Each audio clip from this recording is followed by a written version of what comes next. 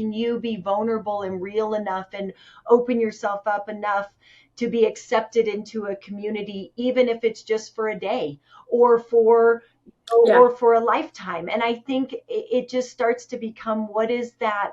What does the feeling that community really gives you? And I think that feeling is feeling seen and heard for who you really are, and accepted. And that we all as humans want to feel that acceptance and that value to a community. And so I like the idea of always trying to sort of be a valuable contributor to society. And so I don't really feel like I have any super defined communities, because I'm a human being who wants to be connected to any humans that I meet in that environment, right? And so I think it's an interesting thing to think about, because of course I have groups of friends and different activities that I would say are my community.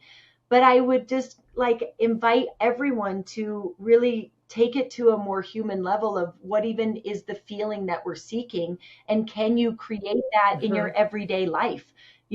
Doesn't mean that you can't connect with your community at work or the community that you get your coffee at. It doesn't mean that it takes away your time or all these things I think that we have fear of.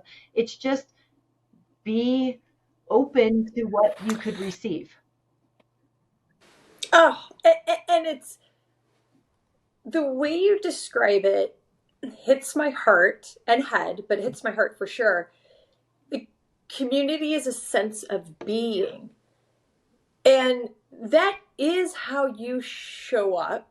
And if I just think about, and it is how I show up. So like, not, there's like no humble, like, but that is this sense of wanting to connect with the human being that I am interacting with. And me and you and Zach, remember the TEDx dinner? It was like people probably would have had to, we wouldn't have had dinner.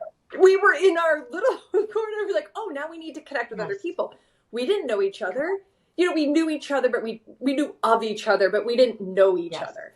And I only use that as an example because it was the first moment of interacting with you in person for an event that we had the next day that was going to be hard and we were nervous. But what you just said is that community could be about community can be formed in an interaction during an event. It doesn't need to be a lifelong. Now, through that community,